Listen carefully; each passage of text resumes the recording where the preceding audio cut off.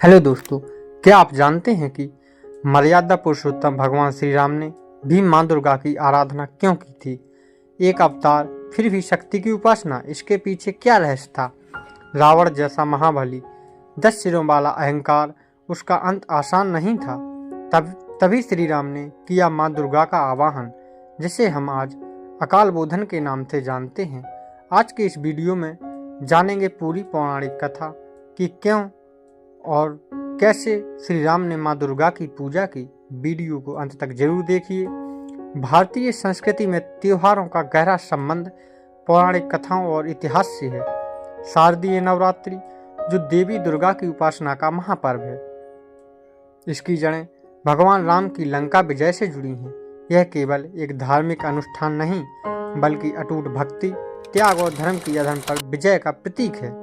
आइए जानते हैं कि कैसे श्री राम की शक्ति उपासना ने इस महान पर्व की नींव रखी। रावण का अहंकार और राम का वनवास। जब भगवान राम अपनी पत्नी सीता और भाई लक्ष्मण के साथ वनवास में थे, तब लंकापति रावण ने सीता माता का हरण किया था। रावण केवल क्रूर राक्षसी नहीं, बल्कि भगवान शिव और शक्ति का परम उपासक भी था। उसने अपनी तपस्या से अवैध शक्तियां प्राप्त कर रखी थीं, जिसके कारण उसे हराना असंभव लग रहा था।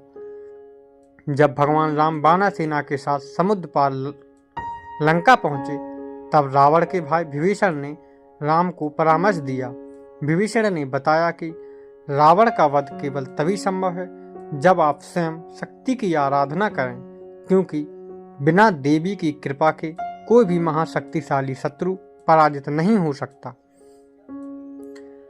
देवी की पूजा का निर्धारित समय चैत्र मास का होता है, जिसे चैत्र नवरात्रि कहते हैं।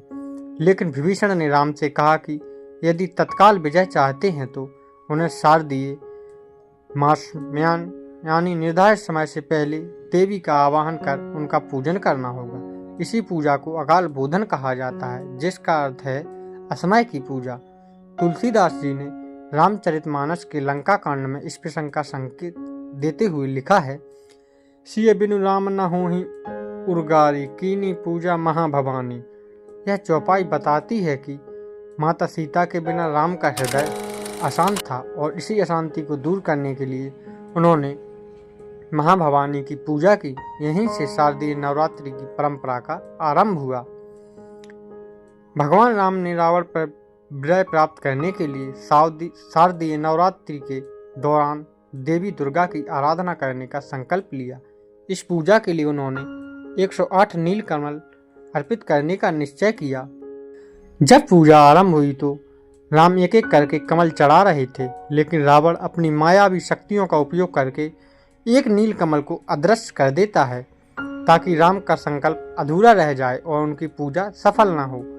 जब राम ने अंतिम कमल चढ़ाने का समय आया तो उन्होंने देखा कि कमल की संख्या 107 ही है। यह देखकर वे चिंतित हो जाते हैं। उन्हें लगता है कि कहीं उनके संकल्प में कोई त्रुटि तो नहीं रह गई। तब उन्हें अपनी माँ की कही बात याद आती है, जिसमें वह राम को कमल नयन यानी कमल जैसे नेत्रों वाले कहती थी। इसी विचार से प्रेरित होकर राम ने सोचा कि यदि एक पुष्प कम है तो वे अपने नेत्र को कमल के समान है, उसे ही देवी को अर्पित कर देंगे। यह सोचकर राम ने बिना किसी संकोच के अपने तरकस से बाण निकाला और अपने एक नेत्र को निकालने के लिए तैयार हो गए। जैसे ही राम ने यह अद्भुत त्याग करने का निश्चय किया, देवी दुर्गा उनके सामने प्रकट हो गईं।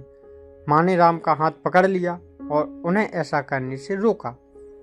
माँ दुर्गा ने कहा, राम, तुम्हारी भक्ति ही मेरे लिए 108वें पुष्प के समान है। तुम्हारी यह निस्वार्थ भक्ति और त्याग ही तुम्हारी सबसे बड़ी शक्ति है। मैं तुम्हारी इस अद्भुत साधना से अत्यंत प्रसन्न हूँ। इसके बाद देवी दुर्गा ने राम को रावण पर विजय का आशीर्वाद दिया।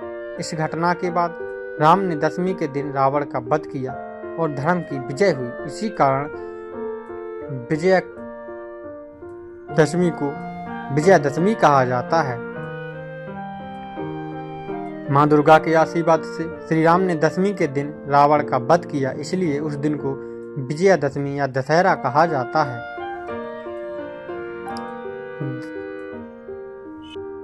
अगर आपको वीडियो पसंद आया हो तो लाइक ज़रूर करें और इसे शेयर करें अपने परिवार और दोस्तों के साथ। ऐसे ही रोचक पौराणिक कथाओं के लिए चैनल को सब्सक्राइब करना ना भूलें। मिलते हैं अगले वीडियो में एक नई कथा के साथ। जय श्री राम, जय माँ दुर्गा।